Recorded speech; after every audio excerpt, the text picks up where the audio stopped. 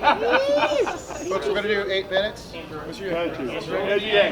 What, I get to choose? Yes. What a delight. I choose him. Andrew, you've denounced other Medicare for All plans in the past, saying they would be too disruptive. What do you think of Elizabeth Warren's new transition plan? Does that address your concern? It does in part. I think Senator Warren is wrong when she says that all Americans uniformly hate their health insurance plans and coverage. That's not the case in the studies I've seen. When you ask Americans how many of them like their insurance coverage, it's actually a significant proportion. And so if we're going to convince Americans to shift to a different healthcare plan, to me, the best way to do that is to provide a superior option that Americans would prefer. I think her new transition timeline is better than saying we're going to do it all at once. But I'm skeptical that some of her funding mechanisms are realistic, because a lot of the funding comes from an elevated wealth tax of 6%. And when the wealth tax has been implemented in Sweden, Germany, France, Denmark, and other countries, it has not met its revenue targets, and it's had massive compliance issues. And that would be even more true at 6% than it would at 2%. Mr. Yang. I like to go man-woman, so it's you. You strongly support UBI, but what if You know it. No. What if UBI happens and then your landlord raises your rent $1,000? What mechanisms are there to protect that from happening? I love this question because it's assuming that I become president of the United States in 2021. We pass the freedom dividend. Everyone gets $1,000 a month. It makes us stronger, healthier, mentally healthier, improves relationships and decision making, creates hundreds of thousands of jobs around the country. And then some landlords look up and say, ooh, maybe I can stick it to tenants because they're getting an extra $1,000 a month. If you look at our economy today, there are 3 core sources of inflation that are making us miserable. Unfortunately, they're the 3 big ones: housing, education, and healthcare.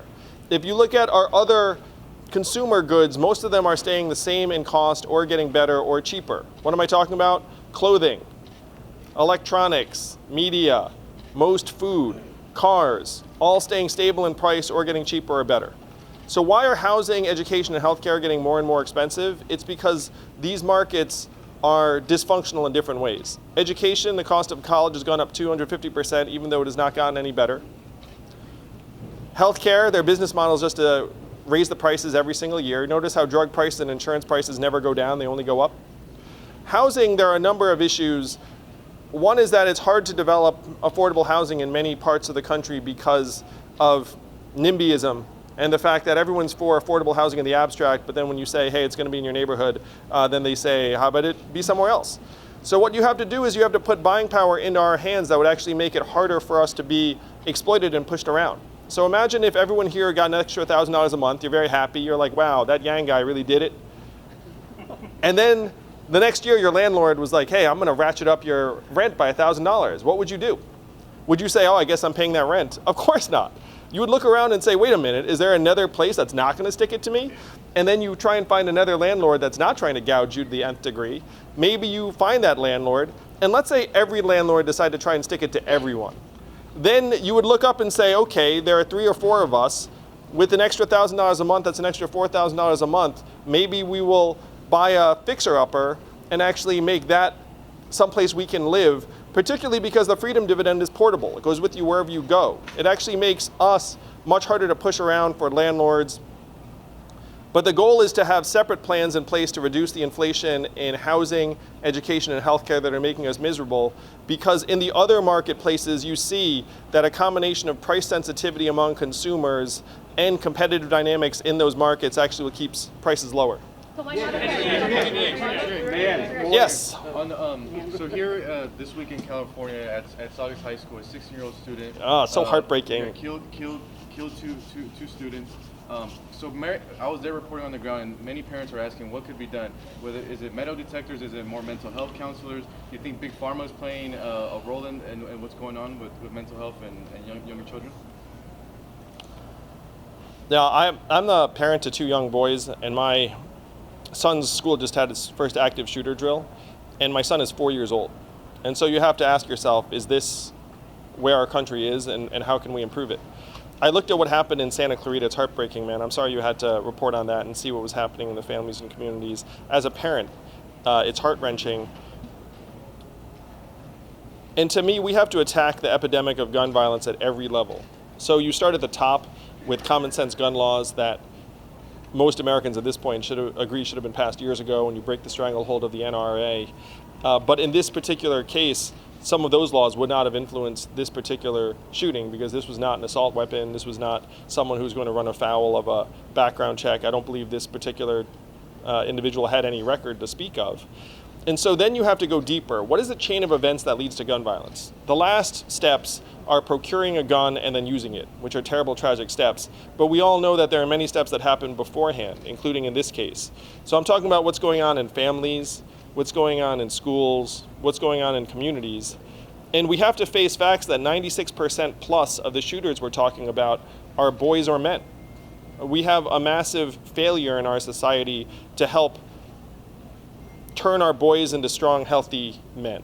And as a parent to 2 boys, I see this, and I can see that having the wrong boy in the wrong school can lead to tragic outcomes, generally for the boy and his family, but every once in a while those outcomes can become externalized and tragic to others. So we have to try and rebuild from the ground up our families, our schools. We have to make our schools so they're not assembly lines with these standardized tests that kids all feel like they're just on an assembly line moving forward. They're just like an interchangeable widget. We have to have an education system that treats our kids as individuals who learn differently, who might be at different stages, that they're not all going to be at the same point in their development at age 12 or 13 or 14. And this is a very high bar for schools. Most schools right now do not have the expertise or resources to be able to help our kids, boys in particular, manage some of these issues. And that's what we can influence that might have helped prevent this particular tragedy. I would invest in social and emotional learning in every school, in managing technology, because one of the things that we also do not talk about is that the mental health crisis among young people is hand in hand, is lockstep with smartphone adoption and use of social media apps. And as a child, I was a very shy, introverted kid, but when I went home and I shut the door, my classmates were not in the room with me. You know what I mean? It's like you shut the door and then you could read a book and get lost in your own world, and it's not like you have to worry about what people are thinking about you or saying to you. But our kids today, their peers are with them everywhere they go. So the way we prevent this tragedy, we start with the guns, yes, but we have to go deeper and start trying to reconstitute our families, our schools, our approach to mental health, our approach to our educational system, and our approach to technology, particularly in the hands of kids, minors, and teenagers. Andrew, Woman, yes. Thank you. Laura Marie from Long Beach Life. So the only candidate I've been hearing talk about this, the ERA, was Kamala Harris. So what would you do as president to help push that through? The Equal Rights Amendment should have been law. And the fact that it's not, I actually had to look up and say, wait a minute, we actually don't protect equal rights for people of different sexual orientation. Like I assumed that we actually had done that quite some time ago. So I'm 100% aligned with the fact that we need to make it a law, and I would make it a top priority as president. I think that we should do a number of things with the Supreme Court in particular. Number one, we should have term limits for Supreme Court justices. At this point, there is no reason why we are following a centuries-old practice of lifetime appointments. When the Constitution was written, people did not live as long as they do now, and Supreme Court justices actually step down all the time for any of a number of reasons. They did not have that post until literally they were at death's door. And number two, I would look at expanding the Supreme Court, because that would actually help depoliticize it. If you have 18-year terms and a larger bench, then instead of feeling like you're putting a Supreme Court judge in place that's going to have an impact for 30 years hence, you're rotating one off every 2 years, and then our laws can evolve more with our society and with the times. Last question. I like this man's attitude. Go ahead. Thank you so much. Do I have some water started from the you? Yang cheer too, by the way. Yeah, you did. I appreciate that. No problem. So note, you start the Yang cheer. You got a question? There you go. Oh my God. All right. So a lot of progressives love a lot of your economic ideas. However, some of us are very concerned when it comes to foreign policy. Some of us. That's good, man. Some of us are when it comes to foreign policy. Thanks, bro. Let's just take Bolivia, for instance. Would you call it a coup as well? I'm going to outline some of my foreign policy principles to give you a sense of where I am. I've signed a pledge to end the forever wars. We should not be in a constant state of armed conflict, as we have been for the last 18 years. In our Constitution, it does not say that it's in the president's capacity to even declare war. It says it's an act of Congress. But Congress has ceded that responsibility to the executive branch for the last 18 years, and that is not the way it should be. If we do intervene militarily, there's a three-part test. You can call it the Yang Doctrine. Number one, there has to be a vital national interest at stake, or we can avert a humanitarian catastrophe. Number two, there's a clear and defined timeline for how long our troops will be in the theater and in harm's way. And number three, there are allies and partners that are willing to join us in the mission. If those three things are in place, then I would consider military action. And that gives you a sense of how my progressive priorities apply internationally. The reason why I think we are suffering so much under President Trump, if you look at the order of operations, our strength abroad reflects how we're doing at home. We are falling apart at home. We elected a narcissist reality TV star as our president. He is now an erratic and unpredictable foreign policy leader.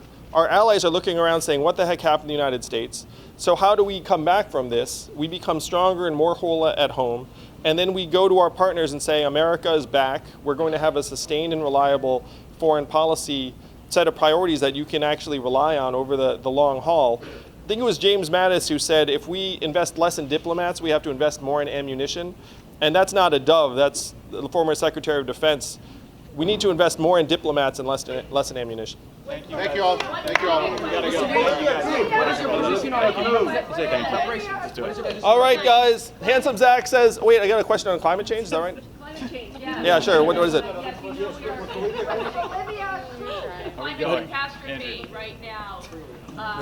We wanted to know, you plan to ban fracking, and on your first day in office, will you make sure that the United States starts working on 100% clean energy, preferably without nuclear?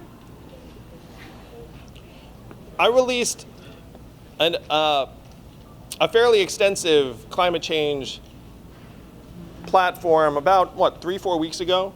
It includes the fact that we have to move on from subsidizing fossil fuel industries who benefited from tens of billions of dollars in subsidies and turn those funds and subsidies to solar, wind, renewable source of energy. We should tax carbon and pollution immediately. One of the big problems in American life today is that there are these negative externalities that companies don't pay for and we all pay for. And if you think about the cost of climate change, what is that in dollar terms? Trillions of dollars, millions of lives.